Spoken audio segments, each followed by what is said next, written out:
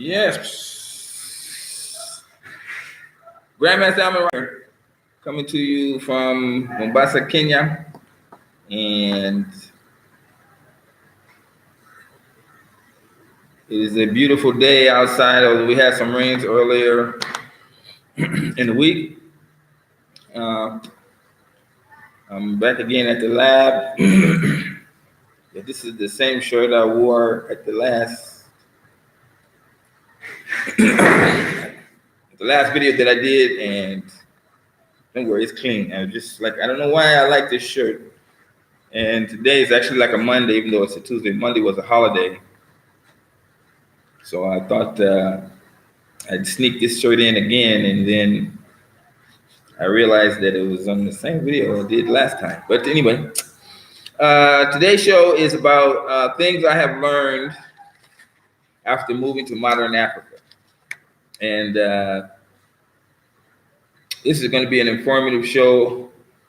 I believe I have like 70 things that I want to get off here with very quickly. What's this name? Okay, I can't get this name. Me and myself and forever. What time is it over there? It's about 11 a.m. here in New York. Oh, okay. Well, here it's 6 o'clock, almost 6 o'clock in the evening. And I'm shouting out to New York. We have people on the channel here from New York, James, Kevin Tucker, and we also have some investors coming out of New York as well. So shout out.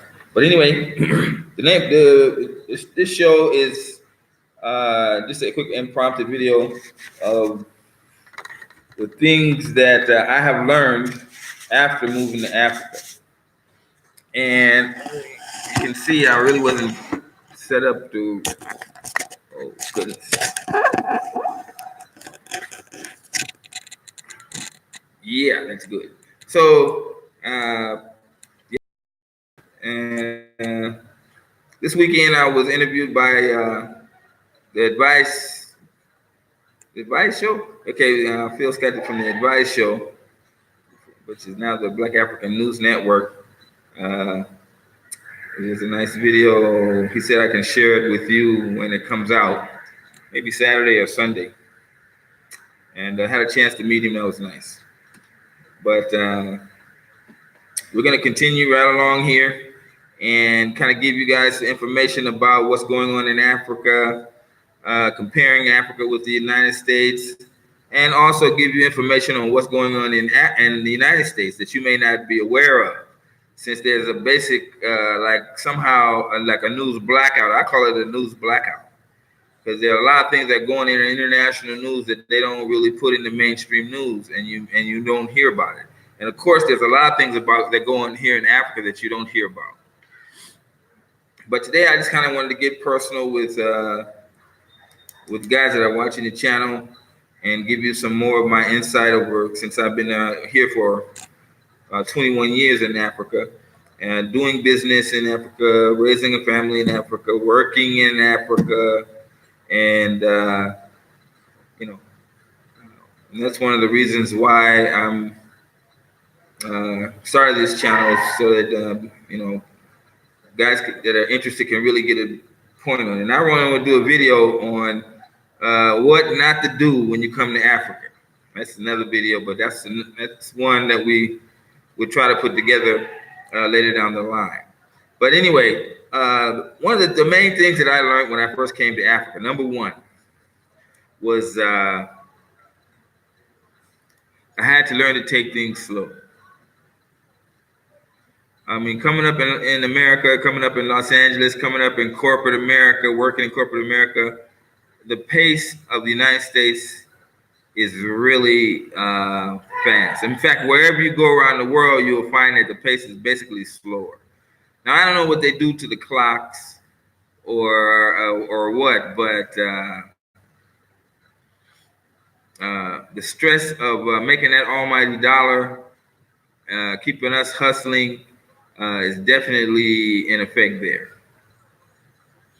And a part of it is, we have tendency to be in competition because, especially in the black, with us in the blacks, money is scarce, so we really kind of be hustling to get that money, and it can even become like doggy dog out there, where you just like whatever it takes, and we've seen this time and time again. But corporate America had I don't know if it still has it today. I'm pretty sure it does, but if you're not on time, you won't get a dime, and that is something that is prevalent. So you're rushing, rushing, rushing. Now, however, when I came to Africa, it's not like that. People, it's like they don't care about the clock. You know what I'm saying? And some people, it's like the clock is made to be, ignored. So you can have certain things happening here, and it'll tell you clear as day the event starts at 4 o'clock, and you'd be damned if you see somebody before 6 p.m. coming into the show. So there's no hurry in Africa. Now I have done many events. I don't know, hundreds of them. And when you're doing an event, everything comes down to the very day that you're going to have the event, and you posted the time of the event and this and that, and you got the seats arranged, and you're waiting. You open the doors and you expect to see a crowd. No crowd. 30 minutes after the time the event's supposed to start, nobody, and I mean nobody. Then 45 minutes after it starts, you start seeing the first people start to stroll in. And you'd be like, are you guys serious? How are you gonna come, 45 minutes late and just be walking in like this? No problem. And it took me a long time to get used to that. So I was not able to change all of Africa's thinking, and especially in the coastal areas. No, you just have to wait till they get there, and nobody really watches the clock. But to give you a heads up on that issue on the coastal side, a lot of things deal with the weather. Like coastal people, they don't like to come out in the midday when the sun is at its highest peak. So you'll find that a lot of the activities that they get into starts as the sun goes down. That's when you'll see them. Like there's basketball courts or right over here from where I am, and I could be working on a Saturday at 11, 12, 1, 2, you won't see the court be empty. But then 3 o'clock, 4 o'clock, you start seeing people come out and using the court. But you damn sure not gonna see them in the morning unless they're training for some sport activity.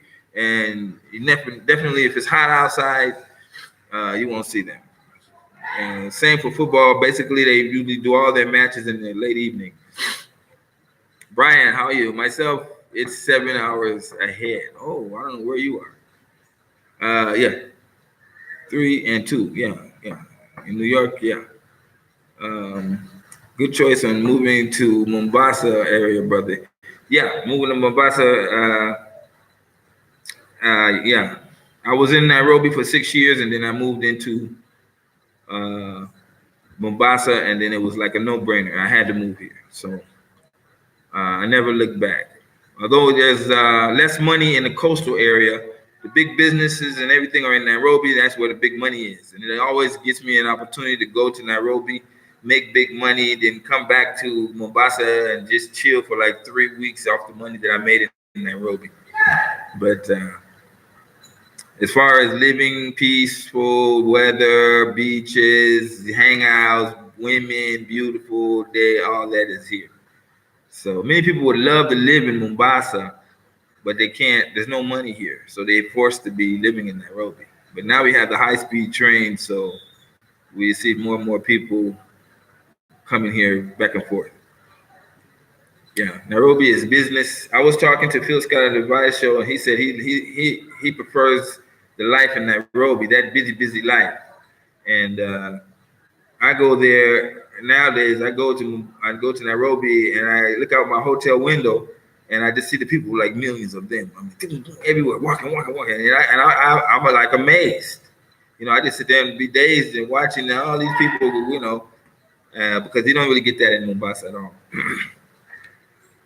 Okay, number 2. The second thing I've learned about after moving to Africa is that when an African says yes,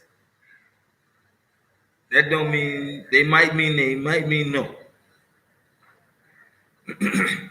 And this goes also like in the lines of business. No, they don't smoke weed in Kenya. No. Okay, I'm 61 years old. I don't see it. Now, maybe the young guys around here is doing it, but it ain't all over the place. And weed is it's like they treat weed like, how would they treat any drug? No, weed, no. You know, you can be arrested and thrown under the jail fooling around smoking weed in Kenya. It's just like they don't tolerate that. But number 2, if they say yes, don't think like they mean yes. They could possibly mean no. And so you have to really watch when you ask somebody something in Kenya.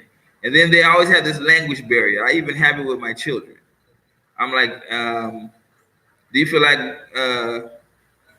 how can I put it? When, have you seen my green shirt? I asked my kid, have you seen my green shirt? I'll say, no. I would say, you haven't seen my green shirt, have you? And they would say, yes. And I was like, well, where is it? And they were like, taken back because they really meant no. You see? So somehow when you frame your questions, you got to be very careful. We as blacks, we frame our questions for, like, we know the answer, and then we want them to agree or say no. And they'll just say yes, as if the answer to your question is no. You know, so you have to be very careful. Otherwise, you also have to be careful because Africans will agree with you, just agree with you. Even though they don't, you say, okay, can we meet here at the shop at 6 o'clock tomorrow? Yes, it's okay. Okay, it's okay, but they do you to see like they don't show up. And then you're like, what happened? Why you didn't come? Well, I had to do this and that, but they never intended to come. And they have forgot all about it. They was just giving you, they didn't want to leave the end of the conversation with a negative. So they put it up with a positive. So you have to be very careful. When the Africans say yes, don't think like they mean yes. They could possibly mean no. And that's the second thing I learned about moving to Africa. Ooh, this chat line is hot. Peace family. Okay. Kofi Newton, the great. Books for Moses. They smoke. Okay, I already did that one. Brian, back in the day, I was 2-hour drive to Mombasa from there. 12-hour drive from back in the day.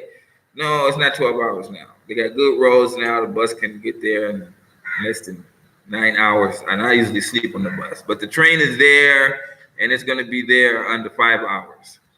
So high-speed rail is now in Kenya. Yeah. Okay. Are you in Nairobi? If you got an Airbnb, what places could I go to chill? Okay. If you go to Airbnb, everywhere in the world, you can go online and get that. They have them in Kenya, of course. You just have to look at it. So many people I've seen come here, they do that. But if you're going to have an extended stay, like if you want to stay for 2 or 3 months, then I recommend if you come to Mombasa, you rent a room. It only costs you like 9,000 shillings. Oh, I shouldn't say 9,000. I should say maybe 1,800. It should only cost you about, I'll say around 400 or 500 shillings. $400 or $500 for 3 months. So they have these type of deals here. You just have to know somebody like me who can direct you to where to get those deals. You can fish for yourself, and then you ask some taxi driver, and then you'd be wondering like 3 months later why he wearing new clothes because he ripped you off. So Mombasa has the cheapest heroin in the world. That's not true, and I wouldn't know nothing about that. The train is so much better. Yeah, the train is better. How is the crime in Mombasa? Okay, the crime, there's no real crime. But I'm 61 years old, and I'm pretty much out of that, But there's no crime. So I mean, not no crime, but I mean, they got their little gang things here, but it's nothing like what's in the U.S. You know, so nothing like what's in the U.S. There's no violent crime like that here. You know what I mean? People are basically, you don't see that kind of thing. And you go to some of the younger people, they'll say, yes, that's their lifestyle. But for me, I don't get into trouble, and trouble don't follow me, and trouble don't look for me. You can walk around in the nighttime, and you can be fearing the police pulling you over more than you would fear somebody in the nighttime trying to mug you. So Mombasa is a very peaceful place. Okay, Brian. Scott, thanks, Brian. Okay, different topic. Sorry, I was going off tangent. We do that here sometimes. Anyway, number 3. The third thing I learned after moving to modern Africa was I find Africans are clueless about business, just like blacks in America. I mean, blacks in America, we don't really do business. We usually work. Most of us work for the government or some sort of government entity, and black businesses are very few, and a lot of them don't succeed. You know the story. So I find Africans are like that too. Okay, they do business here. They do a small scale business, like selling fruits and selling things off the street or doing minor transport like that. They can do that, but as far as understanding the way business works, marketing your business, promoting your business, accounting parts of the business, I find Africans are as much clueless about that as Black Americans. So when I go out and do business, like I have to teach some of my black belts the areas about business. Okay, they'll take the class, but then I still see them making the same mistakes, and as if they think that something's going to change. And then there are some that just are happy to just have the business to be small, and they never really think about growing the business beyond that point. I think it's embedded in people like myself. And I was talking to another brother, and he was telling me about how to get the funds from this group and that group, and I was like, wow, I didn't.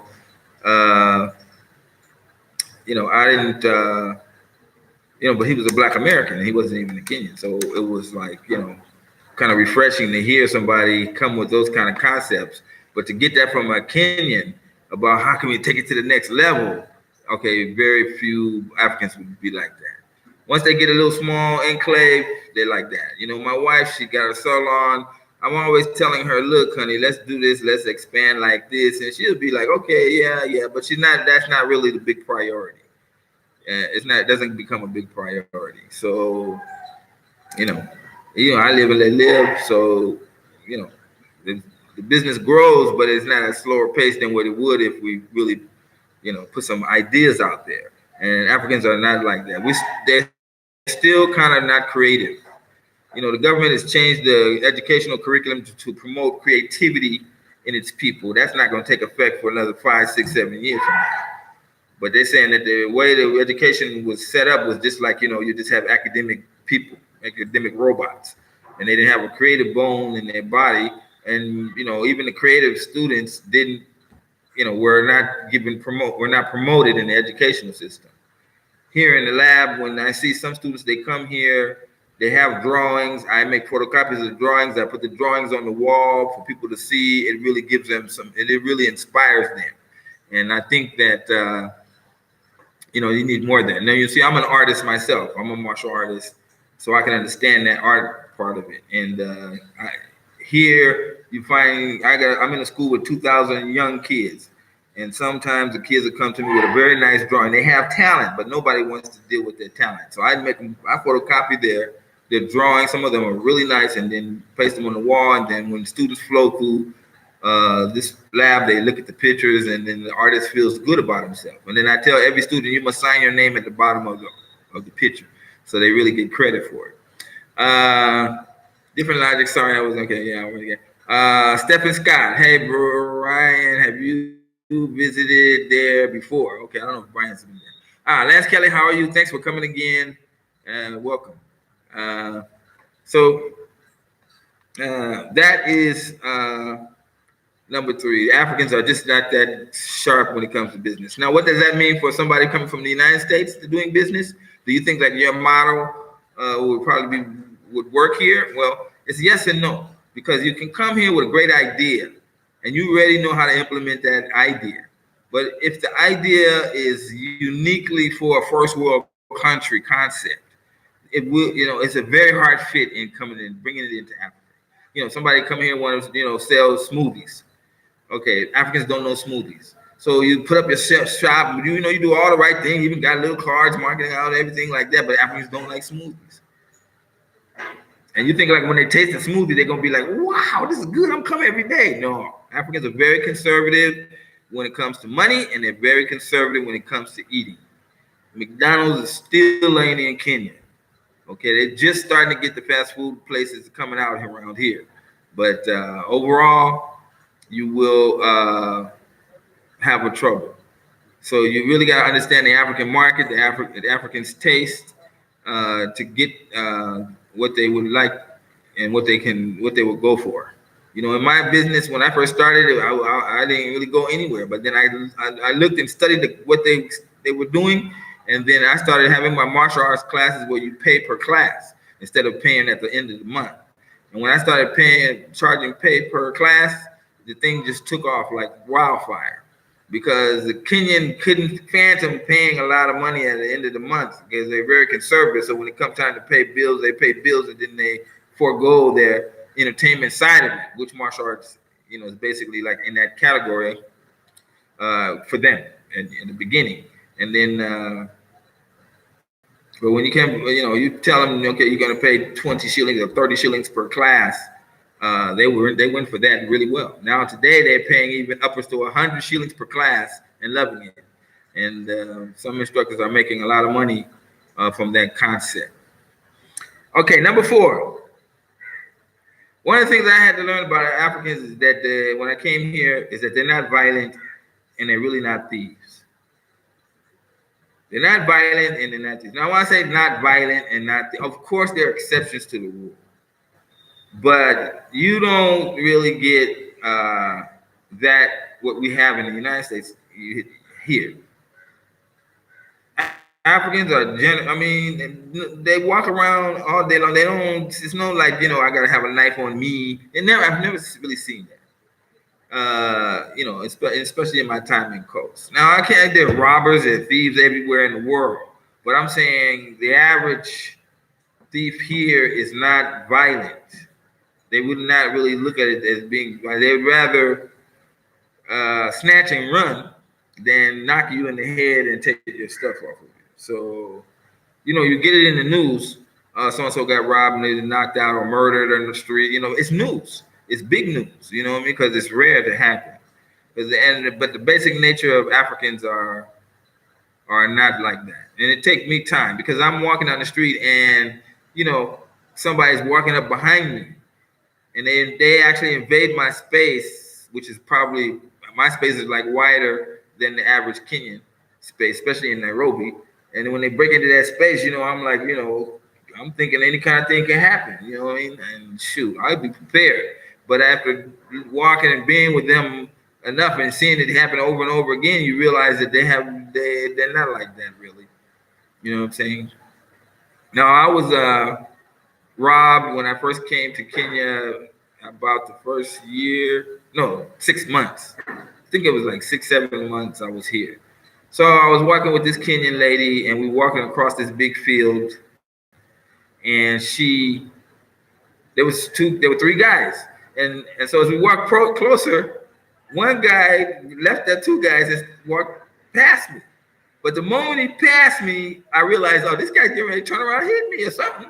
So when he turned past me, I circled around with him. And when I was circling around, he was there with a kitchen knife. And the first thing I thought was like, this guy want to sell me a kitchen knife. What's this, man? I don't want a kitchen knife. Then I realized the other 2 came running up. And then my girl went crazy. Man, they're in the bushes. There's more of them. Just give them what they want. And I was like, but I'm a black girl, So the guy with the knife tried to stab me, not really, like, he started, shaking it at my chest, and then I'm blocking it like pop, pop, pop, pop, pop, and then he got tired, and then he ran back, he walked behind me because the other two guys had now grabbed my girl and then poked me in the back, and I was like, ouch, but I didn't flinch or anything like that. But it was because of her that I didn't take them out. But even when I look back at that whole situation, it was a big joke. And if she wouldn't have been screaming and making all that accusations about there's more in the bushes, I would have taken care of that. But I just gave them what they wanted. I think it was my coat, and I didn't have money, cash on me, so it was my coat and my shoes because I had brand new Nikes.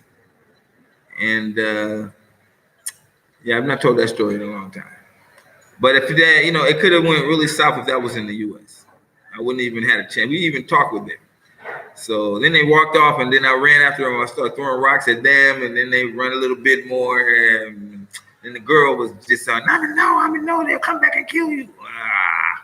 I believe she was in on it, in that robbery. But anyway, that was the only experience I had. So in Kenya in my 21 years, of course, I was oblivious, to anything like that happening.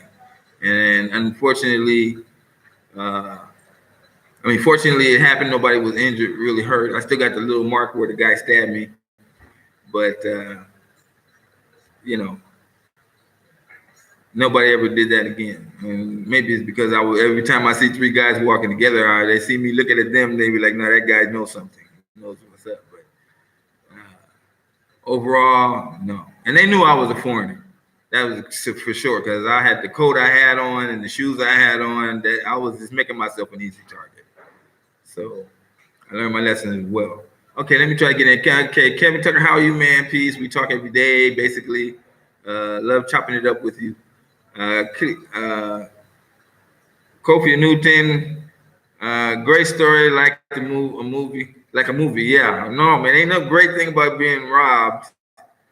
But like I said, for me, it only happened once. It was an experience. And when I was in the U.S., I was an apartment manager, and they gave me a gang-filled, riddled apartment. And I was like, I'm gonna turn it around. So I had actually turned it around. They were selling drugs all over through that place. And so I picked one drug dealer and told him, you can sell if you can keep your friends out. And he was happy because he could get more customers. So he had them out. I walk in the lobby and he'd be like, you guys gotta go. He'd toss them out. And then so one day I'm in the lobby, place is peaceful and everything. I'm so proud. And all of a sudden these guys start running in the lobby, like 5 or 6 of them. And I'm like, hey, you guys, you know the deal. You're not supposed to be in here. Let's go outside. So they sitting all close up to the wall and everything. I didn't know that the police was passing by. So I started pushing them out the gate. So when I pushed the last one out the gate, he just turned around and pulled a gun in my face. And I'm like, God damn, and I don't know how this happened. We was right at the gate, and the gate is about 10 feet from the street. But the next thing I remember is I'm ducking like this because this guy ready to blow the back of my head off. And as I stepped off the curb into the street, I was still alive, and I could see the guy walking up behind me with the gun, and I just turned and snatched the gun from him. And then I don't know how we got to the fence, but anyway, I got him to the fence. I was, I had him like this on the neck and holding the gun on this side. And the guy, he told his friend, get my gat. So the guy, his friend came and took the gat from him. And I was like, yeah, take his gat.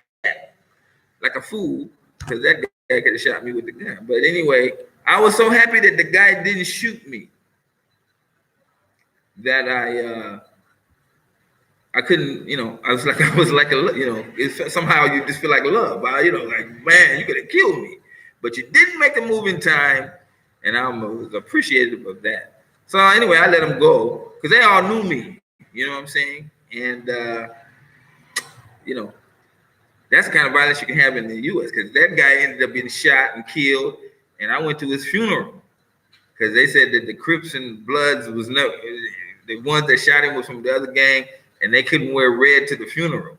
So me and my partner, we parked the car across from the funeral home to see if these guys were gonna come out. when they read.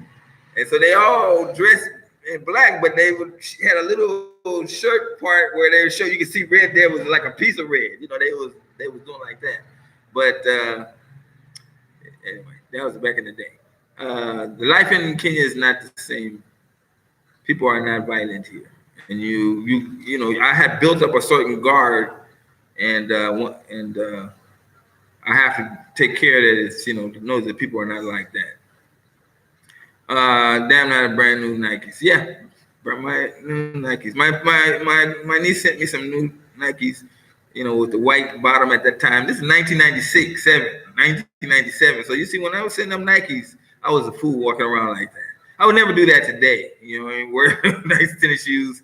And the area that I was at was the worst area. So it was like, you know, here I am wearing brand new Michael Jordans, running through the jungle, walking through the jungle with a woman on my hand.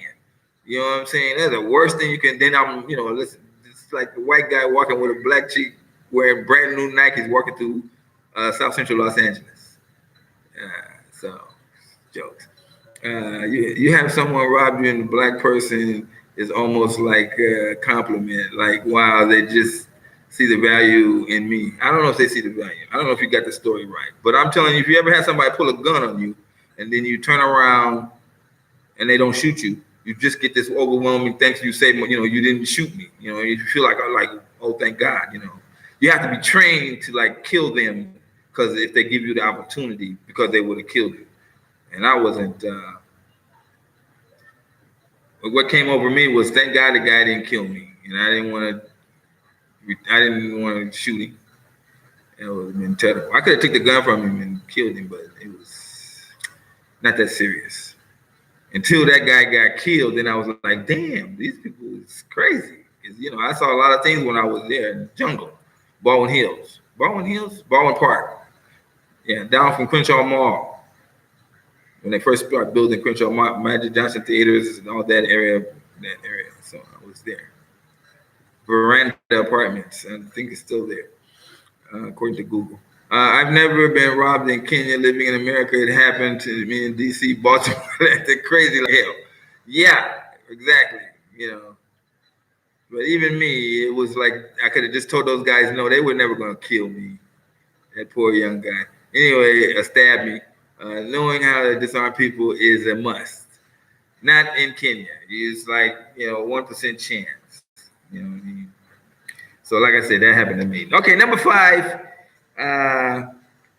The first thing I learned about in Kenya when I came to after moving to Kenya was that African women will never be like Black American women. African women, they'll never be like Black American women. You know, I've had several, and more than several, and I've been in relationships here that's lasted for years. Then my experience with women in Kenya and in the U.S. is fully packed, I can say. But you see, you get an African woman here, and you want to start her to be like, you know, she's around you all the time, and she's trying to, you know, you got a sense of humor, and they're not getting that sense of humor. And, you know, you got certain ways you want her to be, and they're like somehow materialistic, or you want to put her on a pedestal, you want to buy her nice clothes and let her show her off like this. It's going to be an uncomfortable fit. Because African women are not like that. There are several types of women. There are African women that are materialistic. There are very few of them. There are African women that are just opportunists, and that's the majority of them. And there are African women that have just the fact that they can be proud of you and show you off to their parents. And if you can make their parents proud, then the woman is like for you, you know. Because a lot of things deal with how if the parents don't like you, you got a bad problem, and you need to take it more serious than you would if you was in the U.S. So you can't make an African woman like a black woman. Her mom don't like the guy, so what? You know. But the black woman, she can meet you at your own terms, and then you know, give you a good challenge. The African woman, she gonna go to a certain point, and when you start yelling, whoop, she's just gonna back down. So you might you really have to look at an African woman, learn them, and know, and not try to compare them, and not try to expect them to be something that they're not. And they're not black women. Black women are different. Uh, when it comes to dealing in relationships, they have different values. We don't have values in black relationships. And I'm not saying the black woman is not valued. She's valueless. I'm not saying like I'm saying that what we aspire to in America is make money, get success. Watching those music videos, you can just dream up of anything. But we've been conditioned like that. But when you come to Africa, they're not like that. They're not materialistic. Like I need to get the new car. I got to have the best dress. African women, the average African woman is not like that, and it's not going to, even if she got the newest thing, who's she going to show it off to, really? Because people are not like that. They like nice clothes. Don't get me wrong, but aspiring to have the best of the best, and this one is out of fashion. No, you can give them a nice dress. They'll wear that dress for 4, 5, 6, 7 years. So I had to learn that the African woman is different, and then you can't treat her and expect her to become black. It's you got to change because you're in their culture. So for me, it was it didn't take a lot of adjustment to understand how they are and look at their values chain and see like, okay, this can work. Because me, I'm a man, so what I want, I just want to give me some sex, give me some nice food, and don't disturb me while I'm trying to sleep. But and the African woman is automatic on that. She ain't gonna wake you up in the middle of the night like, man, what did you do with the so-and-so? No, if you sleep, they don't let you sleep. So when it comes time to eat, it be like, you made me mad last night. I'm not gonna cook you shit. Okay, that's black woman. But African woman, she food is that's not something you fool around with. So it's gonna be there whether you guys are talking or not talking. And sex is well, I won't go there unless you guys. Yeah, okay, we can go there. But you guys gotta remember that this channel doesn't work by itself. Okay? We keep talking about this, but guys are joking. So if you like the information that we're putting out, this is the way to go. We done already went through the Patreon, and the things don't support in Africa. I have looked at all of the resources, and this is the way to go. This costs the same amount of money as if you had Patreon and all that. What these people deduct, which comes out of my side, is the same. So I'm asking you guys to support the channel with $10 or $20 once in a while so that the channel can be monetary. Now, I'm here in Africa, and if you ever watched African Tiger, she just did a show, and she explained it even better with Phil.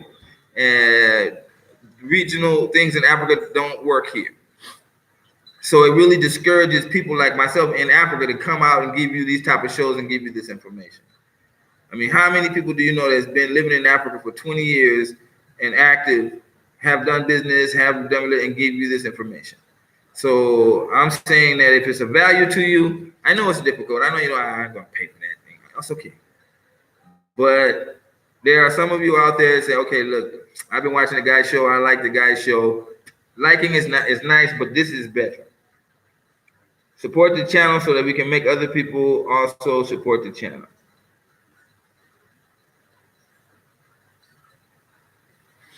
So like I said, we don't have Patreon and we don't have Super Chat in Africa. So this is the way we have to do it. And if I go with the Patreon, then they file taxes with the IRS. And since I'm an American, it really can affect me, and I don't want to go there. And if you go through other PayPal, they go through a third party here in Africa, and they take out a percentage. The third party takes out a percentage.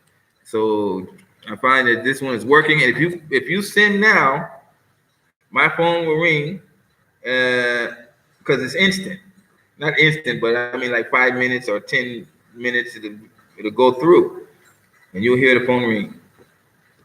So this is my wife's name. Is the contact name on the SIM card that we've been using for 10 years. So That's the name. I'm in partnership with my wife, so that's why both our names can't be there. My name is on another number, which doesn't have Mpesa. So anyway, that's fine. So let me go back and okay. Nigerian building news, Larry J. Blige, some parts are not all. Okay, the women. Oh, you guys are talking to yourself. Ashwa. O'Shea said that the women in Africa that he met are money hungry. That's not true. Everywhere you go, women want money. You see what I'm saying? And well, hey, you won't find no African woman on drugs here ready to suck your thingy like that. They don't. They have pride. So, and most of the world, but in the United States, you can find they'll do mostly anything. But Africa is rising. There's so much money here, more opportunities. Women are not desperate. And even if I'm living in the coast, where this has been a profession that's been here for the ages, hundreds and hundreds of years, the local women sleep with the sailors. This still goes on today, but it ain't like, for instance, there's a brother that came here. He plays the stock market, and he had big money. He came to we had a little party, and he bought pizza and wine for the women that were in the group with us. And after they ate the pizza and wine, they went home, and he got mad because all this, I ate my food, niggas gonna leave me like that. It's like, man, what do you think? You think they're gonna sleep with you over pizza and wine? Then you're in the wrong country. And he said, okay, I'm going back to Philippines because he had a woman in Philippines that I guess she died over pizza, and she rolled over for pizza and wine. But the African women here, Kenya, they was like, and then, some of them have boyfriends. So it's like, how can the guy just come and dance with you, give you wine, and then not ask you anything and say, okay, one of them is going to stay with me? No, joking. That's not reality. There is an app called Wave. I already tried Wave. Wave had blocked us. So thanks for the suggestion. We already did Wave that. Won't work. I called them on the phone. I emailed them, and they wouldn't give me the reason. We can't give you the reason why. But, so I don't know. Western Union's the one that works. Can you use Wave? I already tried Wave. We got 2 subscribers that paid the support with Wave, and then after that, everybody was saying they refused. So we have been doing this tried and tested. Western Union is the one that's working for us.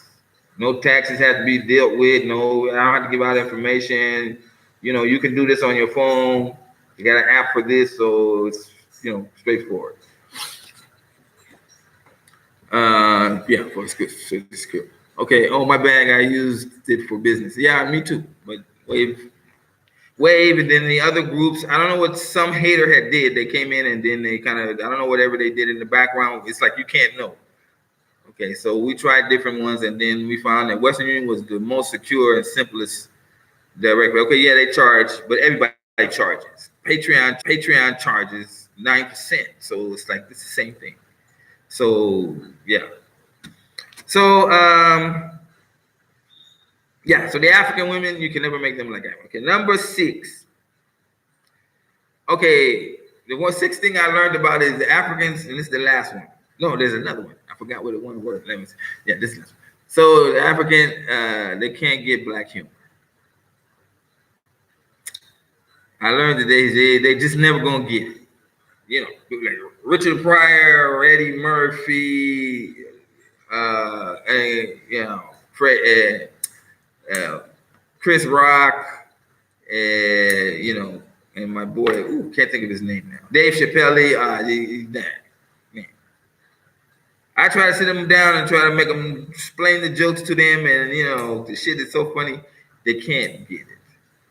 Their sense of humor is just not there. I don't know if it's the education system or what. Now they'll laugh and joke when they think they can time you and make it seem like they know what is funny to them. And yeah, they'll do that. But when you break them down, like, okay, do you get the joke? Can you explain it? No, I don't know. I'm just laughing because I saw that you want me to laugh. Yes. That's how Africans are. So, this goes to a lot of things. So when you're in a relationship with an African woman, a lot of the things that you might think is funny, they don't take it like it's funny.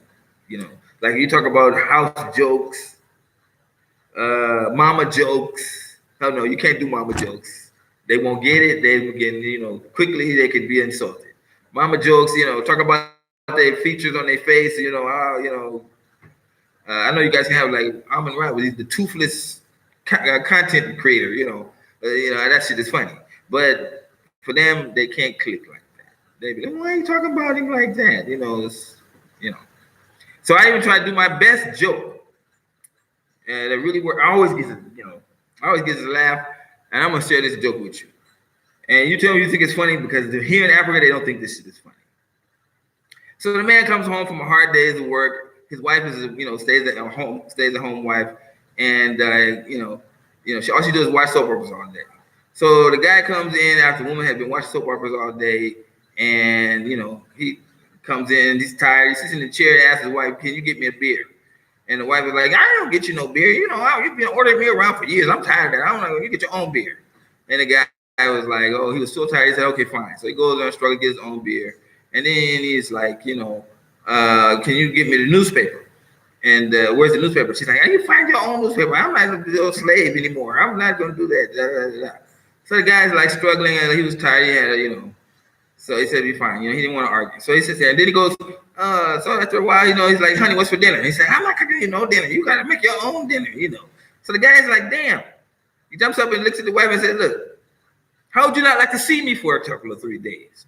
So the wife goes, I don't care. You can just go. I don't need to see you. You can go do what you want. I'm not going to be your slave. I'm not going to cook for you. And so then the first night, she didn't see him.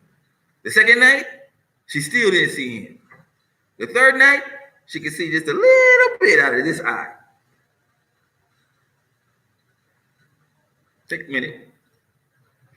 So you see, that joke, they didn't get it. Now, you tell me if you got that joke, and then, that's a funny joke. And it always works for me in the States, but when I bring it here, it's like they still get stuck like, well, what was wrong? Why couldn't she see? Obviously. So,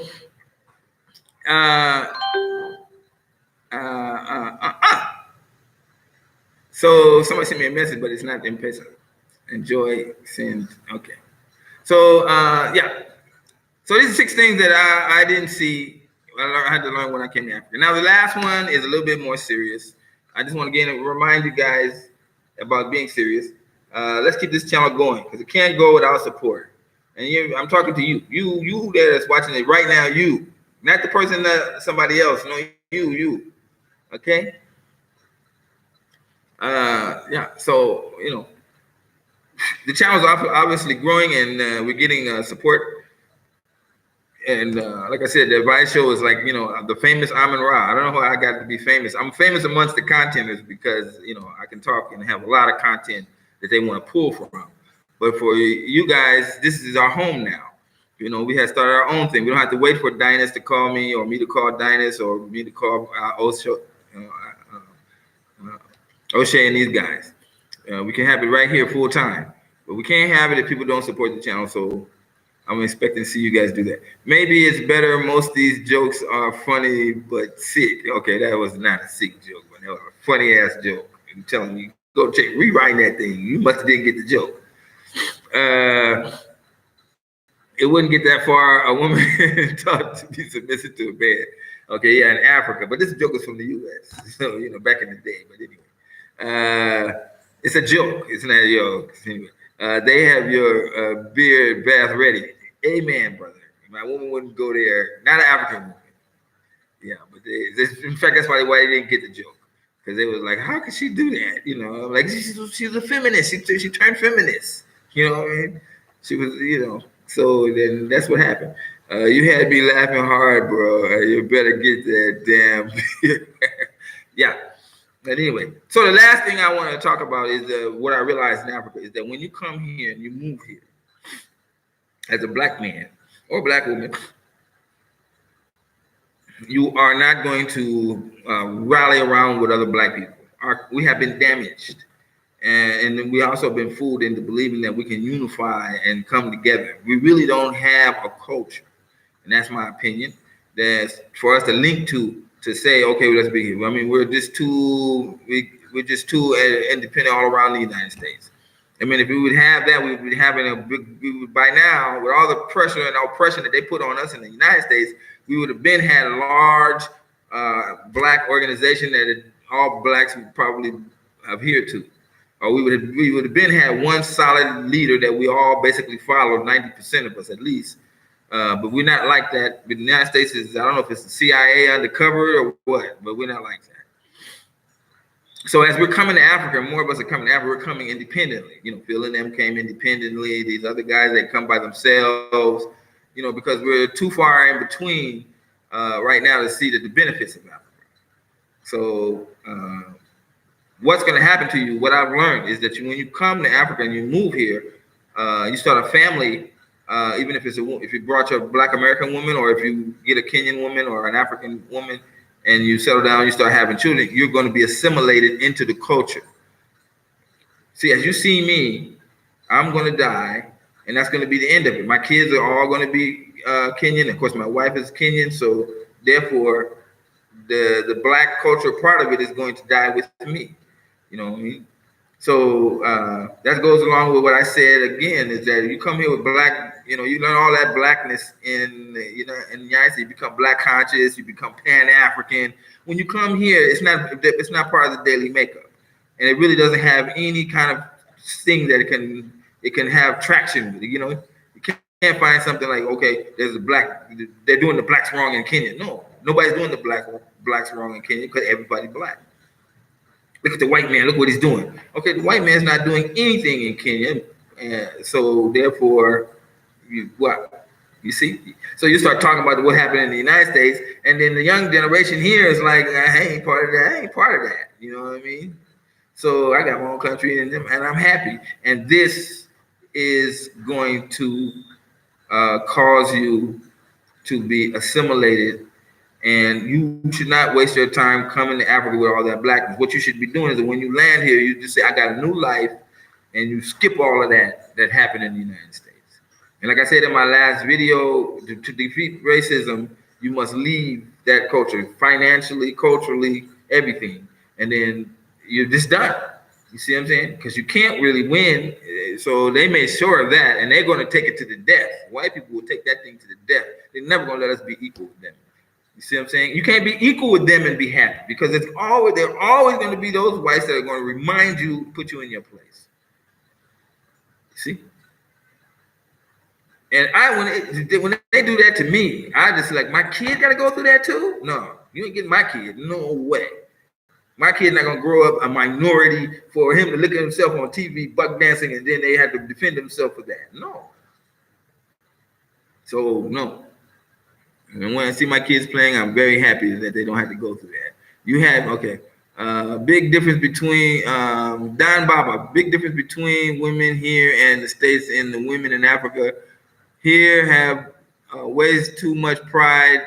Women over there are more submissive than their men. I can do a show on African women, but trust me. When would you like me to do that show? Huh? I have been in 3 major relationships with African women in Kenya. That means lasting for years, and we have kids. You want to hear the story? Huh? I'll tell you the story and put myself out there for you guys to ridicule me. But who's going to keep doing that and not be supported? So, yeah. The Swahili and English, we switch between both. Yeah, they do that. Brian, well, how well a person communicates in English depends on how well they got education-wise. But most people in Kenya speak English. They speak English. They speak the King's English. But then there's that cultural pride part that you got to watch out for. And then a lot of times you might slip into start talking really fast, and then they don't understand you. And then they're too polite to tell you they don't understand you. They try to catch on to you. And it's the same with me when I'm speaking Swahili. Sometimes I have to catch on to what they're saying. And I don't want to say, hey, I don't understand what you're saying. Although now, like here, when I'm working, when somebody comes in and they start talking with something I don't understand, I just tell them, hey, I don't understand what you're saying. It makes no sense to me. Speak English. And then 9 times out of 10, they change. But you get some mamas that come here, they never spoke English. And then, And a business tip I can give you is if you come here and you start doing business with people, if the person doesn't speak English, bypass that. Don't try to do business with somebody that don't speak good English, because the business relationship can't work. They don't have the kind of knowledge. They can't connect to you. You're gonna have all kind of problems with somebody that's got a very low education in English. So my advice is that and that's free advice. Because you can come here and you can find somebody and they speak in kind of broken English, and that means that they're not really educated and they're not really that savvy around foreigners. So you have that problem. And then that means that they're connected to other people that are like them. And then those people that are probably poor, and then they get together and they're like, oh, you got a foreigner? That you doing business with him? Wow, okay, let's do him like this, and that's silly. When the more educated they are, then the better you have. And you can find, and whether they speak English or not is a good way to determine if they are of value to you, business-wise, or even culturally or socially.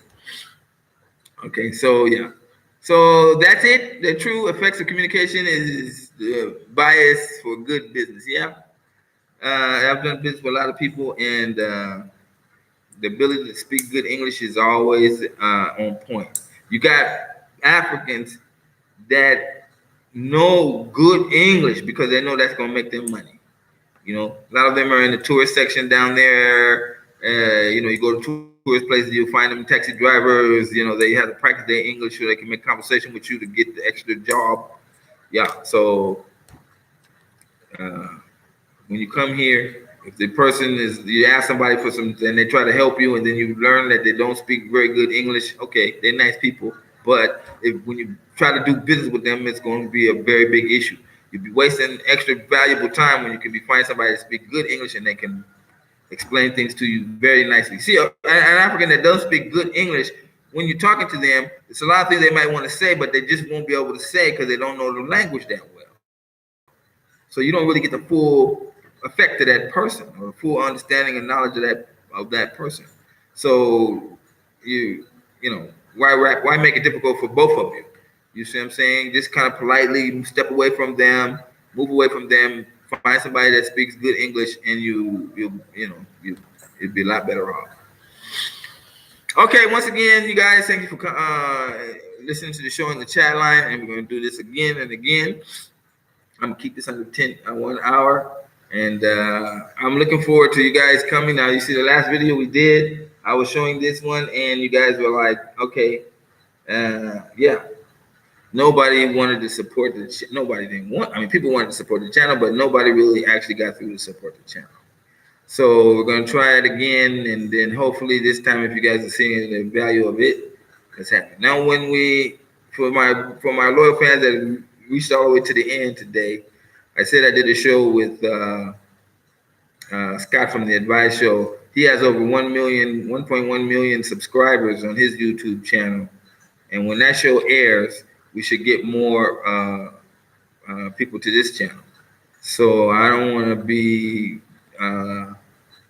dealing with a lot of new people. I want like the Bryans and the Don Babas and the Books for Moses. You guys help a brother out so that we can keep focused. Like Morel and Doran, I always know them because those guys have supported the channel continually, and I'm always give a shout out to them. Kevin Tucker is another one, surprised me, with some few coins every once in a while, and I appreciate that. And then we also talk on the phone almost every other day. So that's what I like. I'm here. I'm basically a black man alone, although we do have other black Americans that are here, but then we deal with them. But you guys are my social friends. Let's keep it going. This channel can benefit us all.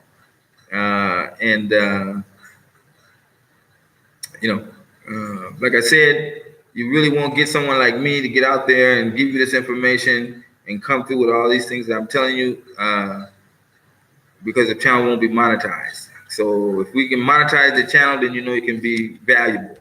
But you can get somebody on here that can be joking with you, and you don't want that.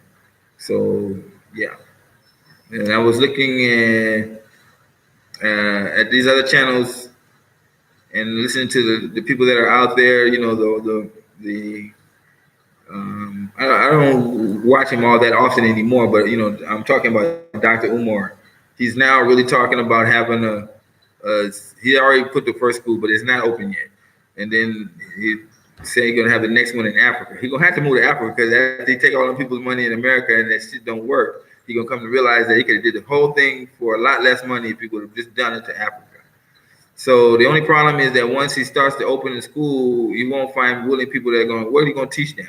About how the white man treated us badly in Africa, this generation, they're not interested in that. You know what I'm saying? You really need to, what would really work here is opening them up an area where you can teach business, teach them the business concept that work well in the capitalistic system. And it can also work here as far as you know, advertising, marketing is concerned. They don't, you know, they're really lacking on that area. Although they do have digital marketing companies and things like that in Nairobi, but you know, uh, you can use some of these ideas from the U.S. and then implement them here on the advertising and marketing side, not on the selling side or product side. Of come up with nice new products and really, you know, I'll get into that in a little in a future video. But yeah, so this is Amin Ra coming to you again live. And people are telling me I shouldn't do live shows, but you guys tell me what you think in the comment section. And until we meet again, peace.